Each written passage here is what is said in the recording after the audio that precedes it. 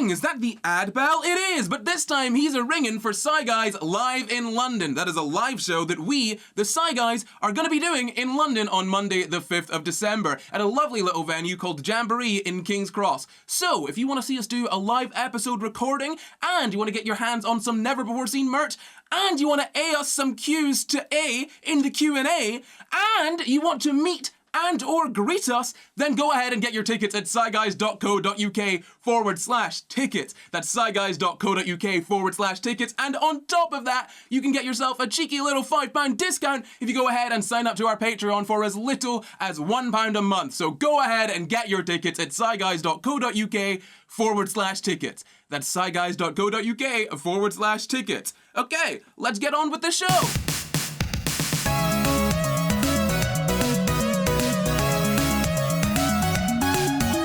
Hello and welcome to the SCI GUYS, the show where we talk about the crazy, weird, and wonderful stories from the science world. I'm Corey, and as always, I'm joined by my co-host, Luke Cutford. Hello!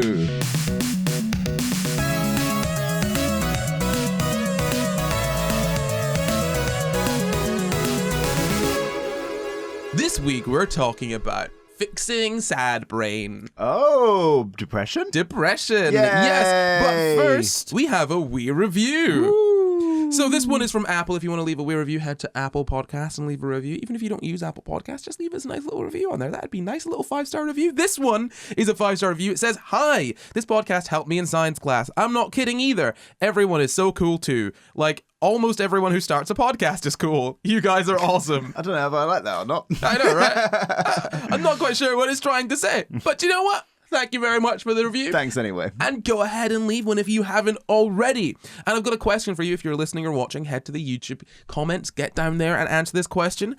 Have you ever used antidepressants? Yes. You've used antidepressants, Luke? Yes. Have you been depressed? Yes. Oh, Luke, I'm so sorry. I didn't know. It's okay. Thanks. So, what do you think we're talking about today, Luke? Antidepressants? You're gosh darn right. Why are we talking about antidepressants? Because depression affects many people. And? We do a science podcast. And? We don't know how they work. You're gosh darn right. We're not quite sure what's going on with antidepressants. I kind of want to talk about that today. But before we get into that, we need to talk about depression. Luke, what is depression? That's a really good question. I think people generally, colloquially, would think of depression as like sad. But it's actually more like, I would describe it more like, it's like almost like a toning down or a slowing down of like your central nervous system, or like aspects of your central nervous system. So like one of the questions they ask you when you're going for depression screening is like, do your friends mention that you like move more slowly? Yeah. Not necessarily you don't have depression if you don't move slowly. Maybe you have depression and you move very quickly. Maybe runners can have depression. Runners can be depressed too. It's true. It's true. Also, people who drive quickly, people who are on the International Space Station, they could be depressed, but despite the fact they're moving quite quickly. Yes, they move quickly. You know, if you look at the station moving quickly, but actually in the station they move quite slowly. Maybe they're depressed. Yeah, they might be depressed. You know, they're not very down to earth, and I find that when I'm not grounded, you know, I can maybe be a little bit more depressed. When you're not grounded because you're on the International Space Station. On the International Very Space good. These guys just need to come back down to earth. Please give me a medical definition of depression. Depression is a mood disorder. You know, we've actually never done an episode fully on depression. Maybe we'll do one at some point in the future. Let us know if you want us to do that. But yeah, so it's a mood disorder, and you're right, it's not just about feeling sad. The NHS quite specifically says depression is more than simply feeling unhappy or fed up for a few days, which is true. And it's sort of characterized by persistent feelings of sadness, low mood, a lack of interest in basically anything. Like, from personal experience, depression is like this weird blanket. It's just over your mind, your perception over everything, where everything is just kind of like pushed down a bit. It's just kind of squashed down. Depressed, yes. Yeah, literally depressed. And, you know, yes, there's sadness there, but also, even when you don't have the extreme feelings of sadness, there's nothing else there. There's like a numbness, but even feeling numb is feeling something. Do you know the feeling of numbness? How you're like, I feel numb. Yeah. Depression numb is like empty. It's like, like there is nothing. Like, the only way that I can represent specifically how the sort of emptiness, numbness of depression feels is by what I'm about to do now, which is silence. Like, you can't I can't describe the feeling of nothing to you. Yeah, because in some senses it can also be like rather than having like necessarily an active sadness, it can be like a lack of a positive emotion, like a lack of hope, or like a despair, which is like almost it almost feels like despair almost feels like I'm not happy because there's nothing to be happy about, and why would I be happy in this world? Yeah, and that is often characterized by the fact that, you know, we don't necessarily understand that our perception of the world is distorted by our mood, right? So when we think, oh, why would I be happy in this world? It's like, well, but yes, there are problems in the world, but the world is not necessarily objectively a sad place, but it feels like a very sad place when you're depressed. Yeah, I think it comes down to your perception, definitely. I mean, I think saying that the world isn't necessarily a sad place, I understand what you mean. I think I would say there are lots of sad things happening in the world. I agree. There's also lots of happy things happening in the world. And it is about where you shift your focus. But then it's a difficult one because you don't want to ignore the sad things, because it's very important to be aware of them so that for the very reason that we can then sort of make them less sad. Yes. Now, if your response to the overwhelming sort of sadness or overwhelming sort of distressing nature of the world is to shut down, that's completely understandable. Like, it's weird that we consider depression a disorder in some cases, in the sense that, you know, people talk about climate anxiety, and I don't mean like sort of the more clinical idea of climate anxiety, if that really exists. What I mean is more the sort of pop culture-y media definition of climate anxiety, which is just someone that is reasonably anxious about climate change. Yes. Which is, I would say, not really maladaptive. That's a very normal and natural, and yes, that's a response that you should have. You should be anxious about climate change because it's a problem, right? Like, that is an issue that is an issue that we're gonna have to deal with. And in the same sense, you know, in some cases, with looking at how the world is, I understand the depression as a response. Like, I don't think it's necessarily a response that doesn't make sense. Like, oh, this is abnormal, and why are you having this?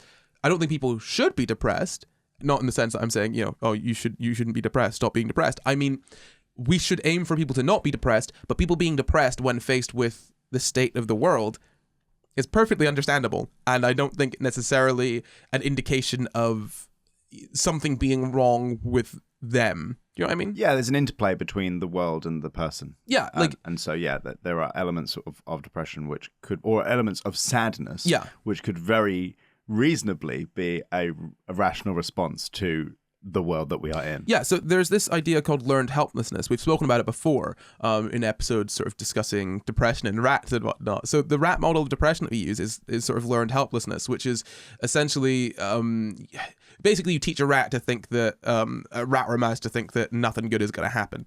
Is the very simple basic way of putting it. And that's an understandable model when you're looking at humans, right? When, you know, things are just bad, and obviously that's influenced by your perception, but if things are bad, it makes sense that you'd learn, like, oh, well, what's the point if things are bad? It makes sense. That doesn't mean that I'm not saying that it's a good response or that it's one that should be encouraged. I don't want people to be depressed, but I understand that people are. And to kind of give a very personal example of how mood can very much change your perception, I don't know if you've ever experienced this, but I was out at a restaurant at one point, you know, a few months ago, and, you know, I was feeling great. We'd ordered a bunch of food. It was this vegan place. Hadn't eaten like good vegan food in a while. So I was out here very excited to have it. As it comes out, I get a horrible message and my mood is completely, like, I mean, I go from on top to like low as low can be. And I'm eating the food and, you know, I'm talking like, I'll try and enjoy it. And I'm like, yeah, I can taste that the food is good tasting.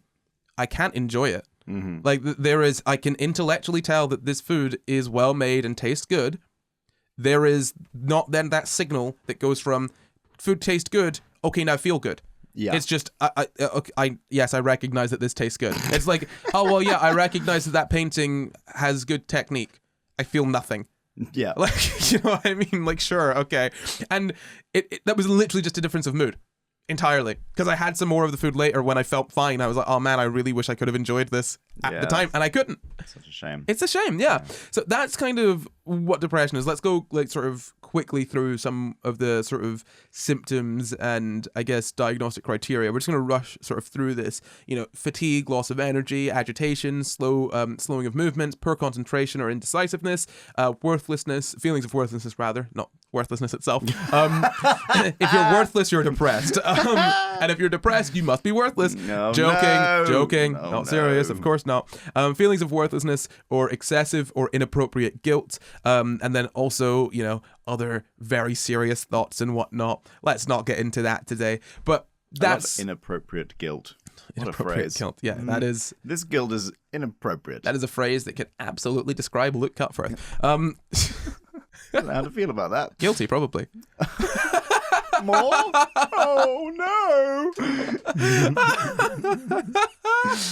So that's what depression is, right? It's a mood disorder characterized by feelings of sort of helplessness and sadness and a loss of interest in any and everything, particularly even activities that one would normally enjoy.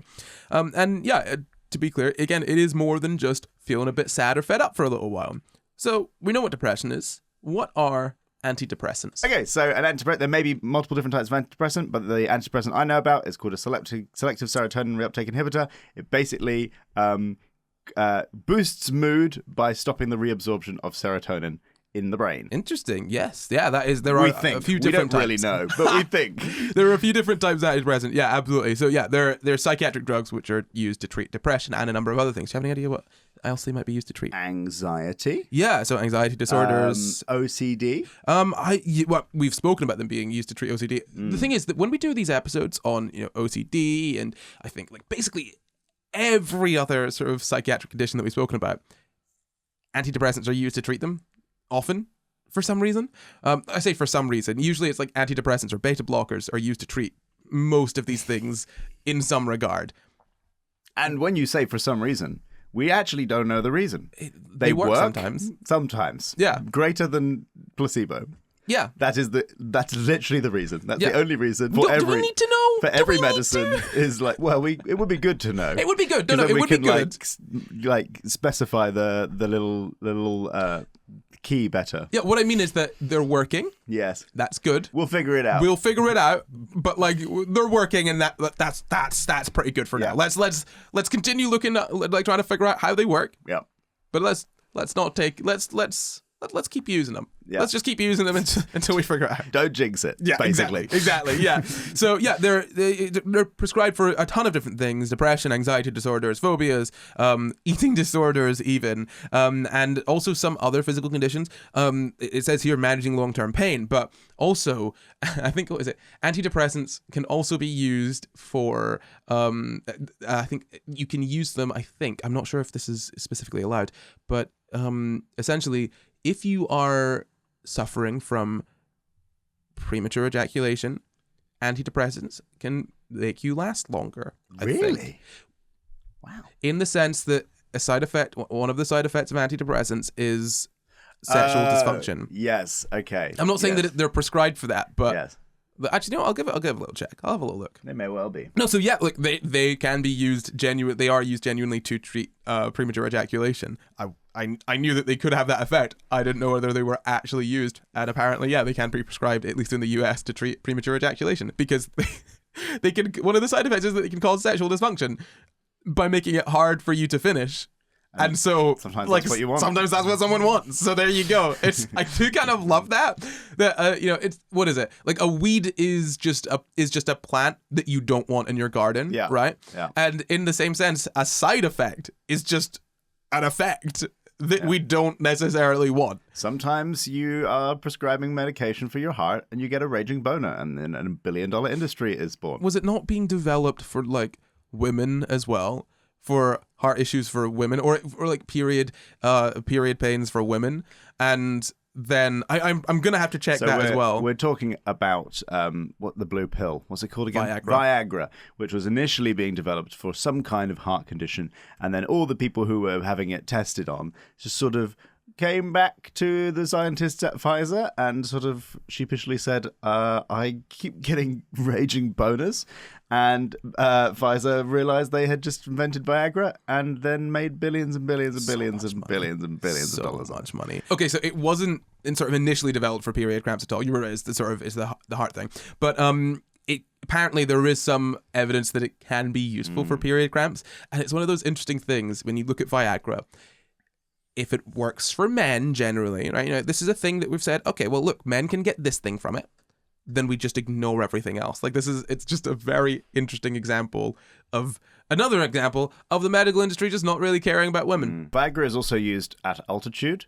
Like if you're going up a hill or something, you take Viagra. And there's a very funny episode of Top Gear where they have to drive over a mountain to get somewhere quickly. So they take Viagra and they're all having to just drive their cars. And they've got all the benefits of it for the altitude, but they've also a raging hard-on. Got 3 raging hard-ons. Jesus. Which, if that doesn't sum up what Top Gear became, I don't think anything can. That is very Top Gear, isn't it? Yeah, no, so, it's interesting here because with antidepressants, they have a number of effects, and we'll go through all of the sort of effects, but they've got a number of effects and they can be used for slightly different things there. And there are different types of antidepressants. Do you know any of the types of antidepressants? Well, SSRIs is the one I know. There are other ones called SNRIs or SDRIs, which target other chemicals in your brain. Yeah. But I don't know any other than the ones that, we'll get onto this, but the ones that sort of change the amount of reabsorption of chemicals in your brain. Yeah. We'll get onto that. Yeah, I'll just run through the different types. There are a few different types, and this is coming from Mind. They say there are several different types of antidepressants. They mostly affect the same brain chemicals and cause similar effects, but some people may respond to certain antidepressants better than others, and the different drugs may cause different side effects. So the different types are selective serotonin reuptake inhibitors, which you've mentioned already, SSRIs, and serotonin and noradrenaline reuptake inhibitors, SNRIs, which you've already mentioned, tricyclics and tricyclic-related drugs, monoamine oxidase inhibitors, MAOIs, and also there are other antidepressants, which we're not going to really be talking about today. But those are the main types that we are going to be talking about. So let's talk about what neurotransmitters are first so we can understand how the antidepressants work. Well, understand what they're affecting, at least, rather than actually understanding how they work, because we don't know. We know what they do. We don't know why they work. Yep. Yeah, so neurotransmitters, what neurotransmitters? So, my sort of layman's understanding of this with the interaction with the pharmaceutical industry that I've had during my adolescence is that a neurotransmitter is a chemical that is sent between one part of the brain to another part of the brain. I would imagine across some kind of synapse, possibly. And basically what it does is it carries a signal. So when this part of the brain, part A, releases a chemical such as serotonin, and then that sort of bops around the brain a bit and is detected by part B. Part B has received a signal by the mere fact that that chemical is around. Yeah. So if I pass a glass to Corey and we have a secret code between us which says if I pass your glass, that means you're doing a great job. Ooh. And then I pass the glass to Corey and he's like, I'm doing a great job. Yes, you are. And in that metaphor, the glass was the neurotransmitter. Exactly, yeah. So neurotransmitters are just chemical messengers in your brain. And that, look, basically, your body wants to send signals between the different cells in it, right? And there's different ways of doing that, right? It can send sort of electrical signals. It can send, it can use hormones to cause different effects. And in your brain, you essentially have neurotransmitters to send chemical messages between the different brain cells. So these brain cells are neurons. So you're right, yeah. So there is the sort of space between the neurons. That would be the synaptic cleft, which is the space between the two sort of synapses of each neuron. And there are electrical signals that get converted to chemical signals, essentially. So those electrical signals, chemical, release chemical, and you're right, you see the chemical, and you sort of, this chemical is here, this means this. That's how neurotransmitters work. Similar to pain nerves, actually, isn't it? Yeah. So neurotransmitters, they can influence a neuron in there's 3 different ways they can do that, right? Excitatory, inhibitory, or modulatory. So excitatory, essentially exciting the neuron. Inhibitory, inhibiting the neuron, stopping it from doing something. Or modulatory, modifying it in some way, right? Yeah. So we'll literally just go through it here. An excitatory transmitter promotes the generation of an electrical signal called an action potential in the receiving neuron, while an inhibitory transmitter prevents it. Whether a neurotransmitter is excitatory or inhibitory depends on the receptor it binds to. So it's basically changing the electrical signal, right? The idea here is that there are electrical signals that are getting converted into chemical signals, and that's just how your body works, right? Yeah. There's different ways of sending signals, and chemical signals are pretty good. They're pretty cool because you just need to bind to a chemical, and that can cause like a physical change, right? Like if you like actually dig down and look very closely, and I mean like under a microscope, at like sort of your body, a lot of it is very physical. Like physical interactions, physically changing the shape of things, which cause them to interact with other things differently. It is very much like touch, push, chemical, move sort of thing. Yeah. So the fact that your body managed to work out like electrical signaling is pretty bloody cool, I think, you know, because even the sort of electrical signaling in your cells is shifting like essentially ions, like salt ions. Shifting potential. Yeah, from like inside to outside. Like there is a literal pump in your cells. Yeah, right. That like pumps ions like in or out to change the sort of potential, sort of electrical energy like within the cell, essentially. Right. Like you're literally moving a physical thing to create a sort of electrical potential, which is bloody brilliant, right? Yeah. It's amazing, and like obviously, you know, electricity is kind of the flow of electrons, right? Which are things, but they're so small that we don't really consider them as being a physical thing. And sometimes they don't consider themselves things either. Yeah, they're finicky little buggers. But what I mean when I say you're moving a physical thing here, when it comes to your body, is that ions are like chemicals. They are bigger than electrons. They are big enough for us to be like, okay, they are things, right? Yeah. Ions exist.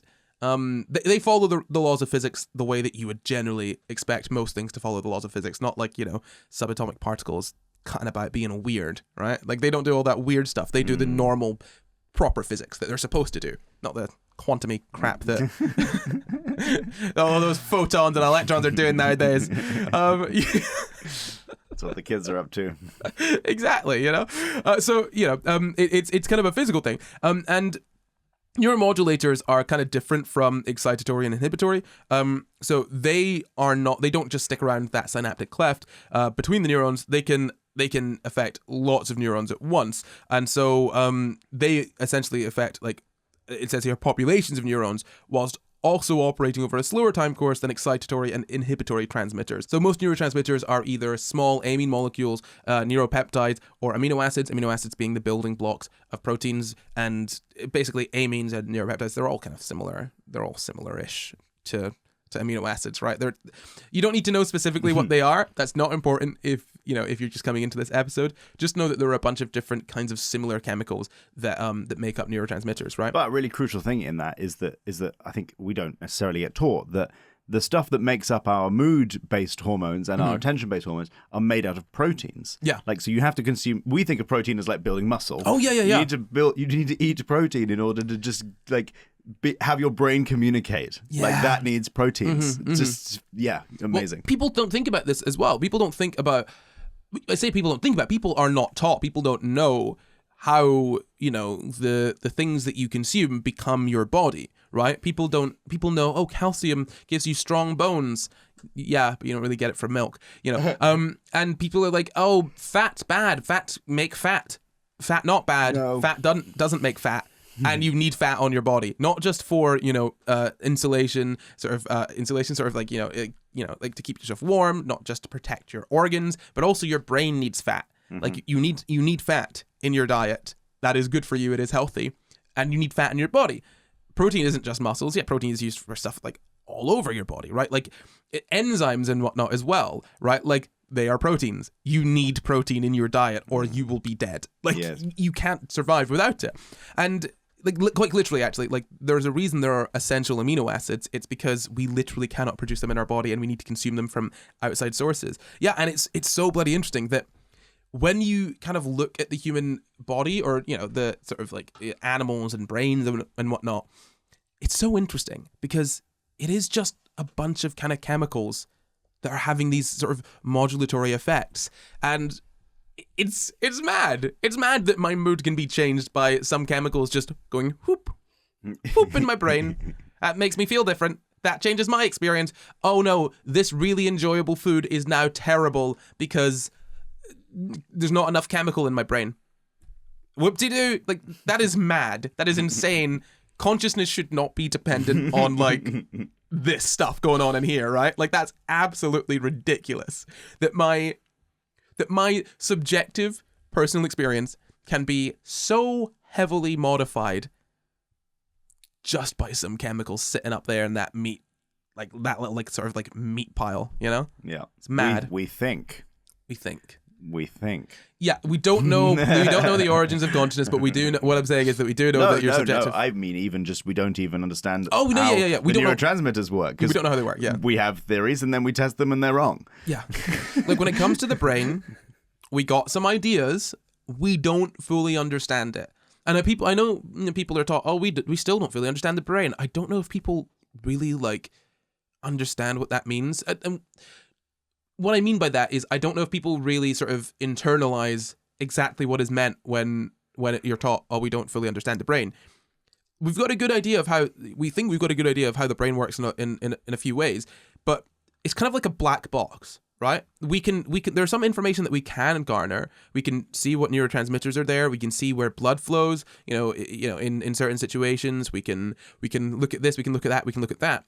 But we're trying to build a picture based on the output and some parts of what's going on during the processing, and it's really bloody difficult. Yeah, it's almost like trying to understand a video game from the graphics. Yeah, it's really hard. That would be an insane endeavor to try and take on. Or you've the graphics and you've got the code, but you don't know any coding language whatsoever.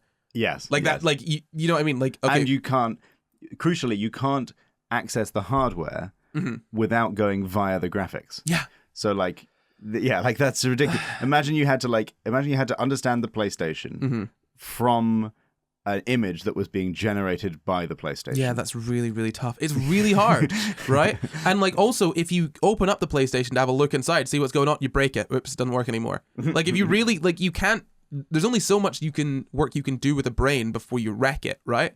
And people's brains are pretty important. You know what I mean? So it's tough. It's tough research. And also, the way that X animal's brain works is not going to be necessarily super consistent with the way that Y animal's brain works. So if we were to look at rats and understand how their brains work, that's not necessarily going to mean that's exactly how human brains work. There's going to be a lot of similarities, a lot of things that are that are sort of consistent between them. But there are definitely going to be differences that could be important depending on what you're actually looking into. So back to neurotransmitters, as I said, there are different sort of chemicals that make them up. We've gone into those a little bit, and there's over a dozen known small molecule neurotransmitters and more than 100 different neuropeptides, and we're still finding out more about neurotransmitters constantly. This is not done science. Do you know what I mean? This is not finished science. I mean, not that any science is ever finished, but this is something that is still, emerging, that we're still working on quite heavily. And there are so many different uses for these chemicals. Like serotonin is produced, I think, in your gut as well, but it's used for something totally different in your gut than it's used for in your brain, right? Your body is thrifty, let's say. It's very it uses the same chemicals for different things in different parts of the body. Because what's the point of having a brain chemical and a gut chemical when you could just have one chemical, because the brain and the gut aren't the same place? Yep. And just have it do different things in different places. Things that make me happy also make me digest things. Exactly, right? So there are lots of neurotransmitters, obviously. We're just going to go through the ones that are kind of the most important. Five. Yeah, exactly, right? So the first one that was discovered is acetylcholine. Acetylcholine. Acetylcholine. And that sort of plays a role in the peripheral nervous system. Essentially, motor neurons release it, and neurons of the autonomic nervous system. Do you know what the autonomic nervous system is? Is that the thing that automatically responds when you need it to? Yeah. Yeah. It's like you put your hand on a hob and he's there. Yeah, saving the day. Yeah, it's the reflex. It's the sort of it's the reflex action. Is it in the spine? I think it's the brainstem and the spinal cord. Yeah, like the lower brain. Yeah. So it doesn't. It's not like in the higher part of your brain. It's in the sort of the lizard bit. Yeah, and to add to that, it's also running like other involuntary processes like heart rate, digestion, sexual arousal, all of these things that your body just does without you telling it to do it. That's like autonomic nervous system. Yeah. So acetylcholine is present in that, and it also has a role in the central nervous system, and it's basically sort of used for cognitive function there. So if you damage the neurons that kind of deal with that, that's associated with Alzheimer's. Moving on from acetylcholine, there's glutamate. Now that is the primary excitatory transmitter in the central nervous system, but also there's an inhibitory transmitter that is its sort of derivative, GABA. Have you heard of that? Yeah. And there's another neurotransmitter that's inhibitory that's another amino acid, glycine. So like glutamate and glycine, these are just amino acids. These are building blocks of proteins. Wow. Yeah. So they're not even, because you get like thymine? Yes, thymine. That is like the precursor to 5-HTP is the precursor to serotonin, I think. No, it's not thymine. A different one. Anyway, where the body's actually taken this sort of building block and then it's sort of turned it into something else by one or two processes to get dopamine or serotonin or whatever. But then sometimes it just uses a protein. Just goes, that'll do. I'll use that to tell things to people. Absolutely mad, isn't it? Like, I just love how the body works. Like, it's so complex, but it's simple in concept, right? Yeah. That's what I've said this so many times before, but it's because it's true. The concept is relatively simple. It's just thing here, do thing. That's glutamate and GABA and glycine, which is mainly found in the spinal cord. So those are some neurotransmitters as well. And then dopamine is a neuromodulator, right? And remember, neuromodulators affect a large number of neurons at once. Those are mostly monoamines, and there are a few different pathways for dopamine in the brain, and it's got lots of different functions like motor control, reward, reinforcement, motivation. I mean, people talk about I've got no dopamine, I need dopamine. Dude, dopamine does so much stuff, like so many things. Like, people talk about ADHD as being a dopamine issue because the reward part of your brain is just, it sucks. Like, you can't, like, it doesn't work right generally in people with ADHD, and it could be down to dopamine. It could be a dopamine issue that's causing ADHD. We don't know. Who knows? And it's really, really bloody difficult. Like, you can understand one of the reasons that it's so difficult to understand the brain is because you've got this chemical doing lots of different things, and it's the same chemical, and it's doing different things in the same brain, There's also noradrenaline or norepinephrine, and that's another monoamine, and it's also the primary neurotransmitter in the sympathetic nervous system, and essentially it just controls, it can control blood pressure, and sort of the activity of a bunch of different organs, like heart rate, liver function, loads of different stuff. And then neurons that use serotonin, which is another monoamine, those project to various parts of the nervous system, it says here. And serotonin is involved in so many different things, like sleep, memory, appetite, mood, and just tons and tons more. And it's also produced, as I said, like in the GI tract in response to food. But I'm pretty sure it's got a different function there than it does in the brain, right? Like, these chemicals. It's not just like glass means this one specific thing. Yes. It's like glass means this from me. Glass means this when going to you. Yep. Different thing. Like, serotonin doesn't just do one singular job. Like, that's probably, if depression is related to, say, dopamine and serotonin, that's probably the reason there are such wide-ranging and sort of differing effects between sort of within depression, right? So like not only are you losing interest and your sleep could be disrupted, your mood is low, like, and these are all things that serotonin deals with, right? Like, it does so much stuff. How can we figure out how to deal with it? So what we've done is we just decided to chuck antidepressants at the problem and see if it fixes it. Yeah. And sometimes it kind of does. So all of these sorts of neurotransmitters, as I said, they interact with your brain cells to essentially modify, to change what is going on in the brain, right? It's basically a signal that says, okay, do this now. Okay, do that now. And we're simplifying it to an insane degree. Mm-hmm. Like, just think about the number of like sort of neurons that you've got in your brain. Like, it's more than the stars that you can see in the night sky, right? Like, there are more neurons in your, like, connections between neurons in your brain than there are bloody like stars in the night sky, right? Easily. And like all of them are being modified by a number, like over 100 different neurotransmitters.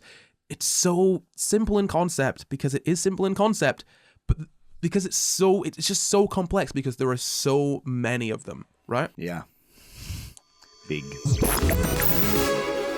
Ding-a-ling-ling, is that the ad bell? It is, and he's asking you if you've gotten your tickets for SCI GUYS live in London yet. The live show that we, the SCI GUYS, are doing in London on Monday the 5th of December. So go ahead and get your tickets at sciguys.co.uk/tickets. Otherwise, you might miss out on such lovely things as a live episode recording, meets and greets, Q's and A's, and also merch that has never been seen before. So go and get your tickets at sciguys.co.uk/tickets, and don't forget to get yourself £5 off by checking out our Patreon and signing up for as little as £1 a month. There you go, sciguys.co.uk/tickets. Let's get on with the show. So let's go through the different types of antidepressant. Again, we ran through them really quickly. Let's actually get into them. So SSRIs, how do they work, Luke? Okay, so back to our glass analogy, our flawed glass analogy, but it is helpful. So I've got a secret agreement with Corey that when I pass him a glass, that means everything's okay. You don't worry too much, right? So I pass you the glass. But just before you get the glass, something called reuptake happens, which is basically like clearing out, making sure there aren't too many glasses bopping around. Otherwise, Corey's going to get way too confident. So it's reuptaken, and I meant to send Corey a glass. I'm saying everything's fine, but at the last minute, the glass is taken away. It's reabsorbed into the brain. So, Corey, what are you feeling? Everything is not fine. Everything is not fine. Yes, exactly. So, basically what an SSRI does is that it stops or it inhibits the reabsorption of the chemical it is trying to target, in this case, serotonin. Yeah. So that Corey can more likely be there to go, oh, everything is fine. Yeah, so that's something we didn't really mention when it came to sort of the neurotransmitters, is that it's more complex than just pop it there and it's done, right? It's released. They can be reabsorbed, reuptaken. It's basically, whenever we're talking about this and we describe something to you, just bear in mind that it is far, far more complex than we're letting on. In part because we don't understand it, as well as, a very, very, accomplished neuroscientist is going to understand it. Of course, obviously, we are but laymen.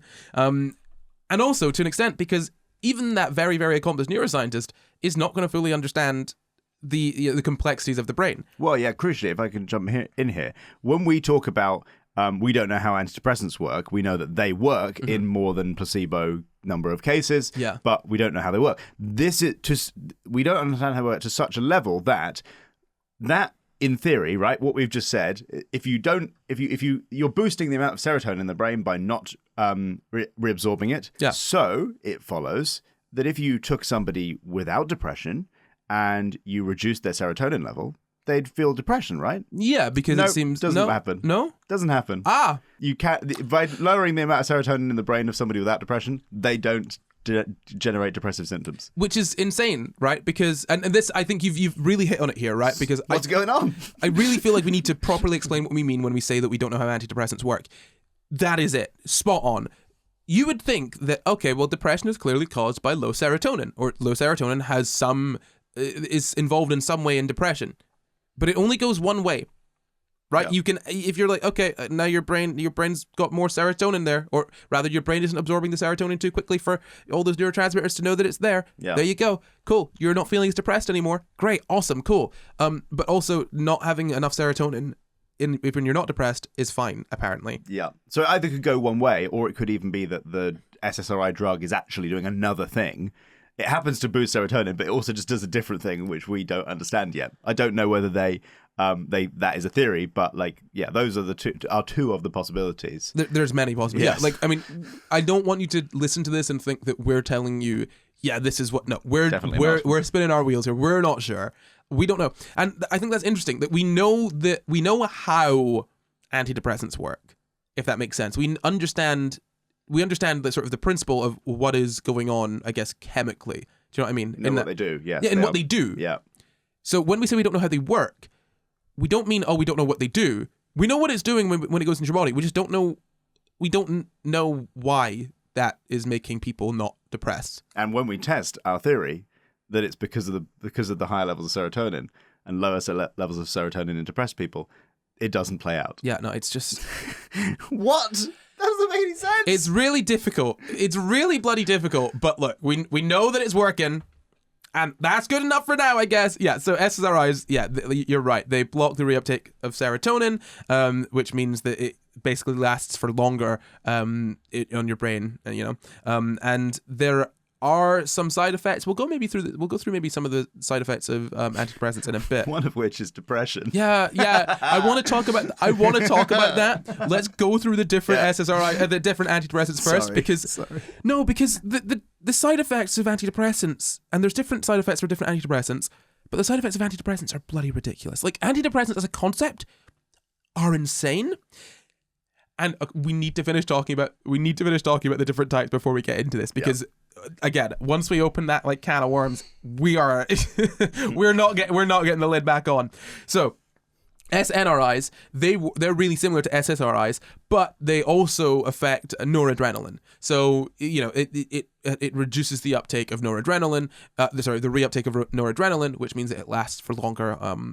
It affects your brain for longer. Yep. And like SSRIs, apparently you can take SNRIs without necessarily having too many side effects, but they also still do have side effects. And usually, or sometimes I guess rather, SNRIs are used for treating more severe cases of depression and anxiety and other things that they're sort of used to treat.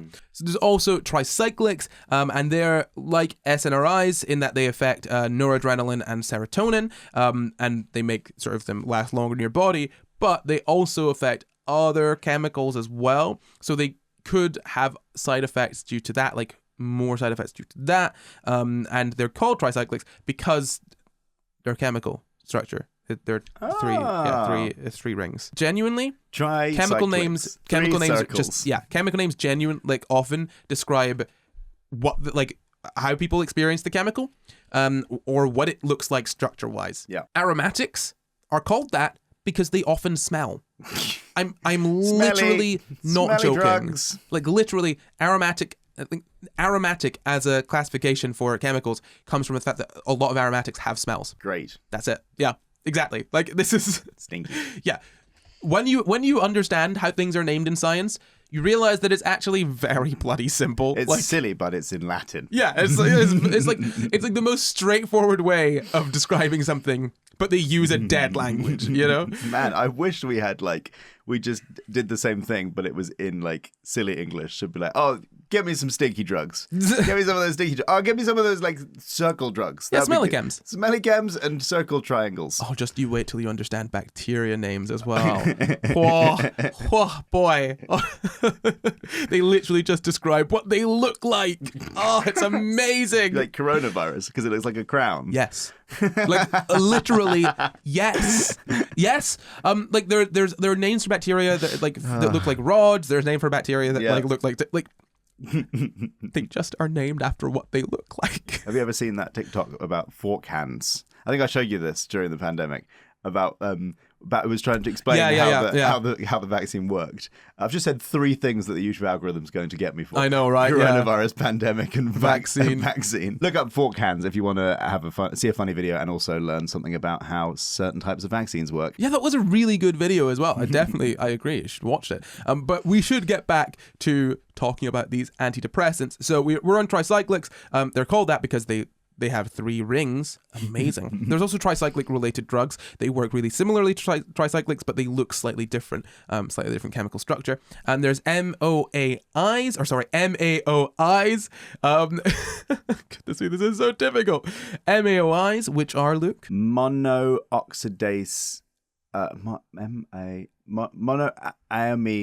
oxidase inhibitors, something like that.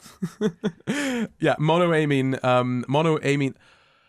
Oh my god. It's not just me. No, it's not you. Monoamine oxidase inhibitors. Exactly, yeah. So monoamine oxidase inhibitors, they essentially affect an enzyme called monoamine oxidase, which breaks down noradrenaline and serotonin. And essentially, an enzyme, if you don't know what an enzyme is, it's a protein in your body that helps a reaction, speeds it up, makes it more likely to happen, right? So it basically causes a reaction, right?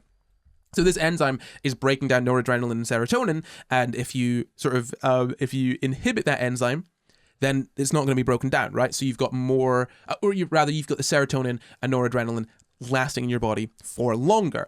And there can be some dangerous interactions between MAOIs, monoamine oxidase inhibitors, and some other medications and foods. So with the other antidepressants, you don't need to be necessarily as controlled as you are on these ones. So you've got to check with a doctor or a pharmacist before taking any new medications when you're on these drugs, and they can only be prescribed by a specialist, and you're honestly not likely to be given these unless you've tried pretty much everything else, right? Like, and we'll talk a little bit about the sort of experience of like how you're prescribed antidepressants in a sec. But yeah, these are the ones that are like, okay, we've tried everything else, here you go, because these can be super, super dangerous. That's not to scare you off of them. It'll be fine if you follow that sort of controlled diet, but if you don't, that's when you could start to have problems, right? And obviously there are other kinds of antidepressants. We won't go into those today. If you want to know more about those, maybe we'll do another episode on them. But these are the main ones. These are the ones that you're probably going to be on or know about, right? So let's talk a little bit about the side effects of antidepressants, and I guess the sort of process of getting onto antidepressants, because I've been on antidepressants before, not for very long, but I was on them for a little bit. I know lots of people that have been on antidepressants, and it's a weird process, right? Yeah, I was on antidepressants incredibly ineffectively, unfortunately, but mainly because the GP kept on forgetting to write my new prescription. I kept on having I was put on fluoxetine, which is like the standard antidepressant that's like the most commonly prescribed antidepressant. And what they do is they like staircase you up from a starter dose, and then I was put onto double that and triple that. And slowly because it doesn't happen straight away. It has to build up in your system. Exactly, yeah. And also can cause depression, especially when you start it. So if you start with a really heavy dose, then that's going to potentially cause more depression, right? So, but they kept on forgetting to write my prescription. And so I would be on the highest dose, and then I would go to 0 dose, and then I'd go immediately back up to the highest dose. That is super dangerous. It was really not good. It happened about 3 times. I remember meeting you. That was one of the first times I met you was in one of those times where you didn't have any. Yeah, it was a real bad time. Yeah. So I've never had a good experience with an antidepressant. But yeah, the experience of actually getting prescribed it was, I don't know. They prescribed it pretty quickly, to be honest. It was pretty sort of a checklist, and then they go, yeah, that sounds right. But they also send you to therapy if you want that at the same time, or they send you to a specific psychiatrist or some kind of doctor who does specifically prescribing antidepressants, but they're quite liberally prescribed as far as I understand it. Yeah. When I went in, I was told, I had mild depression and anxiety. I did not have mild depression and anxiety. I can tell you that for one.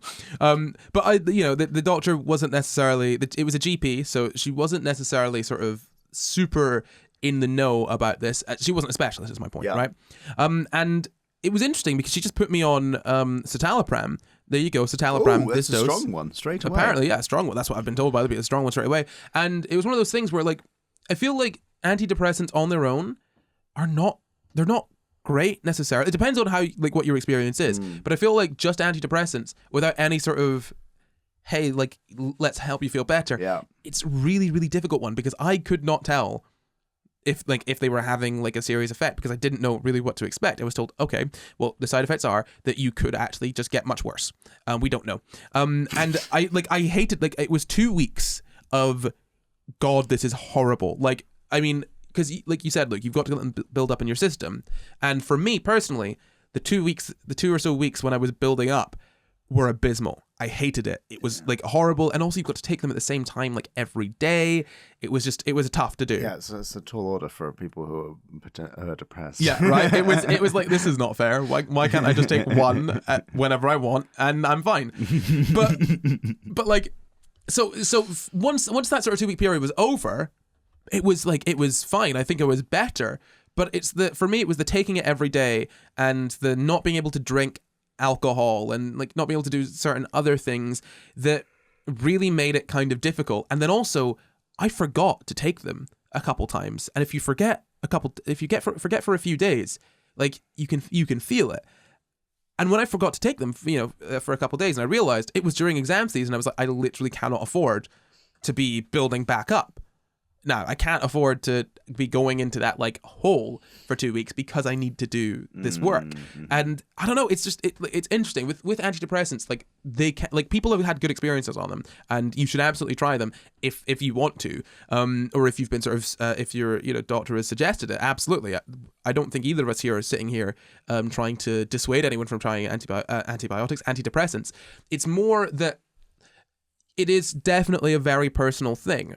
And there are plenty of different types of antidepressant, and they will work differently for you. There might be different side effects with them. So it's a process of going through different ones, obviously, to find out, which one works for you and also which dosage is right. Like it's a very trial and error process. Yeah. And it's tough. Like it's not easy, but then therapy and all that isn't easy either. It's just, I don't want people thinking that you take an antidepressant and you're fine. Like antidepressants do not solve the problem necessarily. They're usually like a lot of the time when they're combined with talking therapy. The idea is that the antidepressant will rise you up enough that we'll be able to actually do something about the issues. Exactly.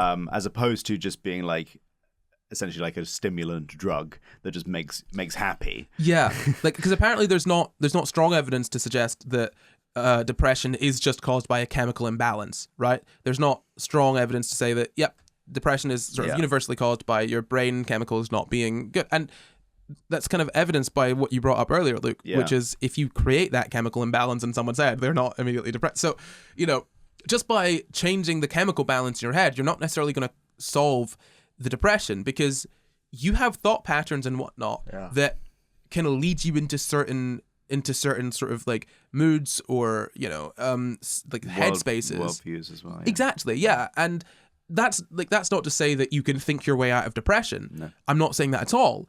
But you can think your way into depression, definitely. And if you're just affecting the sort of chemicals in your head, you're not necessarily dealing with maybe some of the thought processes that lead you down those paths, right?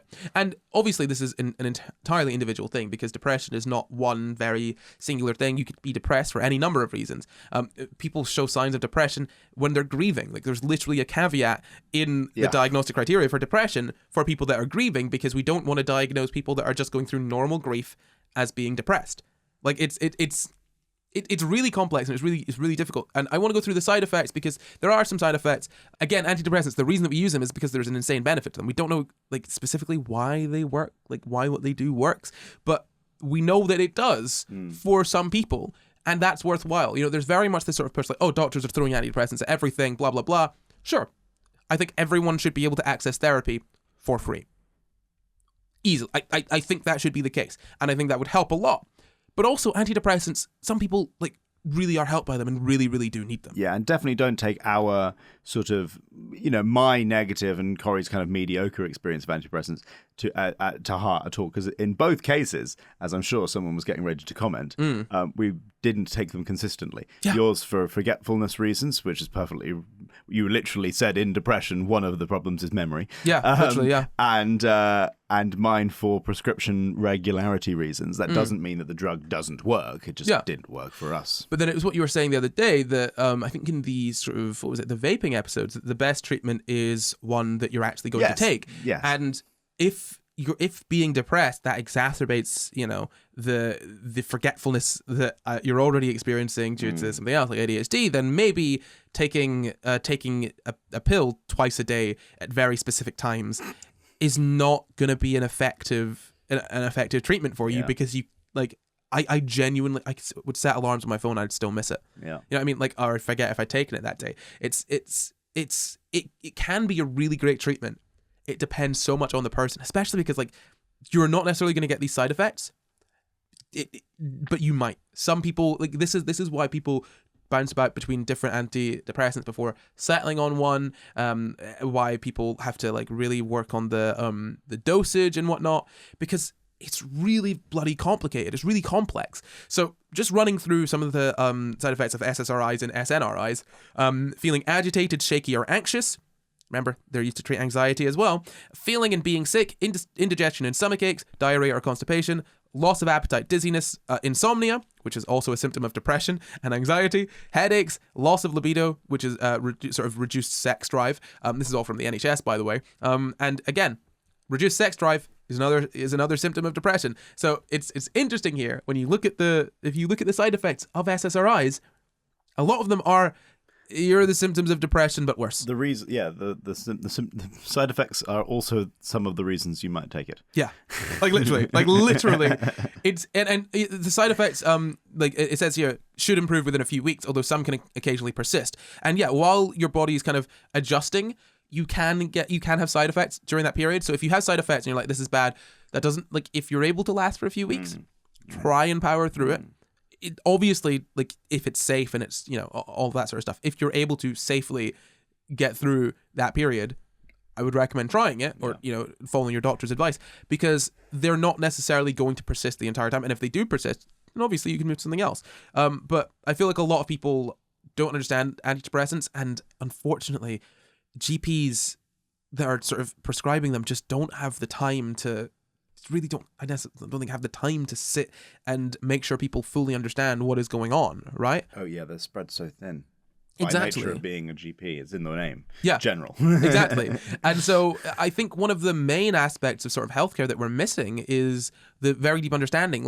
I remember being handed an info sheet on some specific type of cancer when a family member of mine was literally dying of it, and they only just found out at the moment that they were sort of dying. They were like, here's what this is. And I read that and I'm like, this isn't enough. This is a two-pager. This doesn't explain well, how did you miss it? I want to know, I want to understand. Do you know what I mean? And that's for someone else's health. For your own health, it's I want to know. And we know that if someone understands what's going on with them, yes, it can make things easier to deal with. That was one of the things I learned from actually having a very bad experience with my antidepressant, was realizing how horrible and scary the world can feel in an entirely chemically induced way. Yeah. It sort of showed me this, it built a model in my head of how different the world can feel purely because of a chemical. Yeah. And how you will think that is actually the world. Yeah. You will mistake it for the real world. Mm-hmm. And it's literally just because of some little wacky stuff in your head. It's mad. And then that gave me a sort of, to a certain extent, a bit of resilience of stuff feels bad, but stuff has felt bad in the past, and I found out that it wasn't true that time. Mm-hmm. It was the chemicals being wacky. Yeah. And so maybe this time chemicals also just being wacky. We'll give it a couple of days. That's interesting, because that's similar to an experience I had sort of recently, not necessarily with the sort of chemical aspect, but with that sort of pulling yourself out of that sort of negative experience. I've been feeling really good recently. I've been on top of the world. I've been very, very happy. And the other day, I think for maybe about an afternoon, an evening and a bit, basically, I did not feel good. I was feeling quite sad. And what I was sitting there telling myself was like, well, you've been feeling happy this whole time. Let's not ruin this happy streak. You can be sad for a bit now, but everything is still good. You're just feeling sad. And there's not much you can do about the feeling sad. You just got to feel the sad for a bit, even though you intellectually know that things are largely pretty good. Yeah. And once this evening is over, you'll be fine again.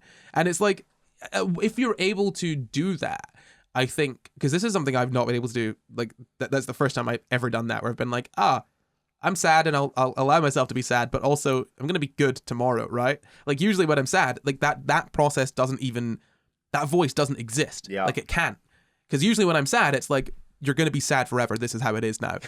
Well, like that's when it's like hits hard, right? But like, you know, being able to have that voice, like, and I don't know how you can help yourself get it, but if you're able to train yourself to like consistently remind yourself that, which like that's one of the main issues of depression, I think, that voice just kind of goes away. The voice that's like, hey, things will be fine at some point.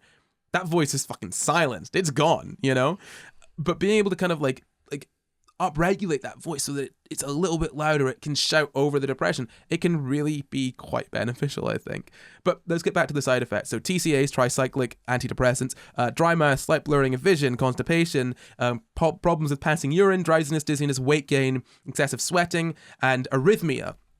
And again, it could last for a couple of weeks as you get used to it, and then they could kind of sort of not persist. But you know, like there are side effects there that you could have. But one thing I want to talk about just before we sort of finish up is serotonin syndrome. We could probably do a whole episode on this, but just to touch on it, this is something that I wasn't told about when I went on antidepressants. It's one of those things, like, it might be in the full info sheet, but I don't remember it being there because I'm pretty sure I read the info sheet, right? And you're also depressed, so you can't necessarily be expected to process information that well. Exactly, right? I feel like serotonin syndrome, it's uncommon, right? But it can be very serious. And it's a set of side effects that are linked to SSRIs and SNRIs specifically. So when you've got too much serotonin in your brain, it can cause these symptoms: confusion, agitation, muscle twitching, sweating, shivering, and diarrhea. And if it gets severe, if you've got way too much serotonin in your system, you can have seizures, arrhythmia, and unconsciousness, and it can be life-threatening. Like serotonin syndrome is not something that you want to sort of have, and usually that happens when you take an SSRI alongside something else. Yeah. MDMA essentially. Never.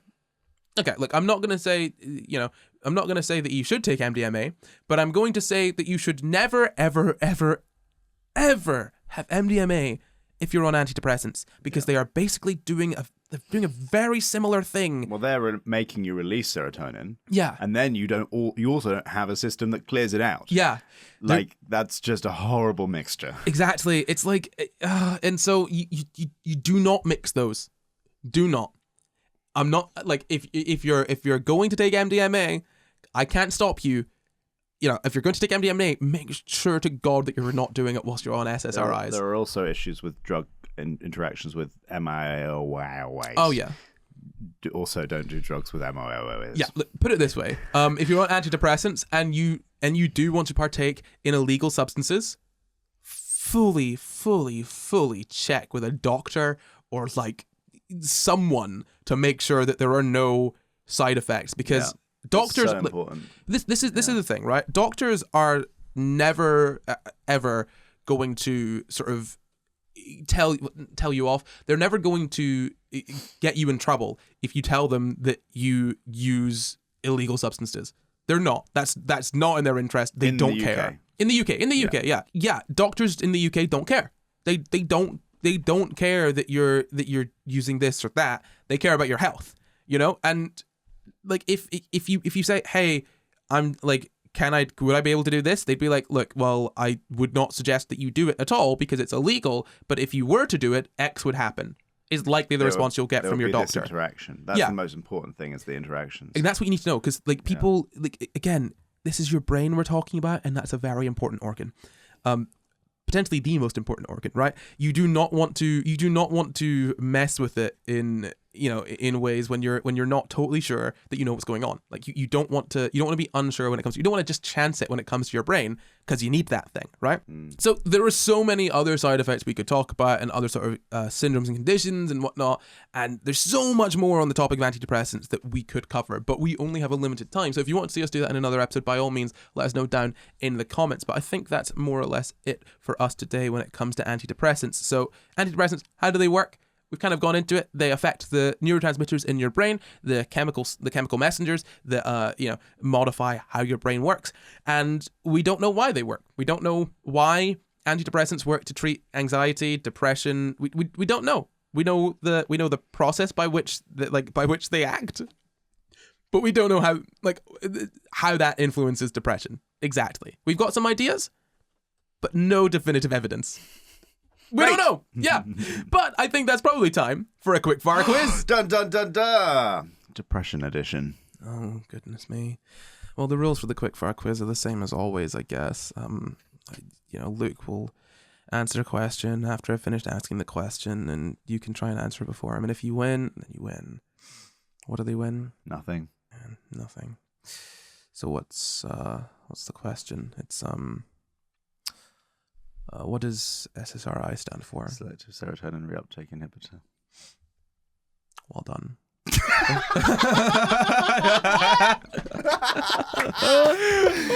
was so good. Well done.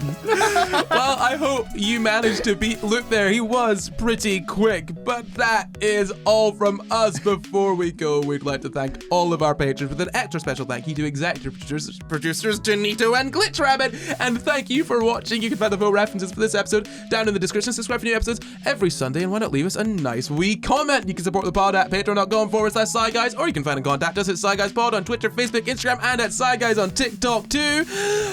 Or you can send us an email at sciguyspod@gmail.com. That's sciguyspod@gmail.com. sciguyspod@gmail.com. You can follow me at NotGar everywhere. You can follow me at Luke Cutforth everywhere. Goodbye. Goodbye.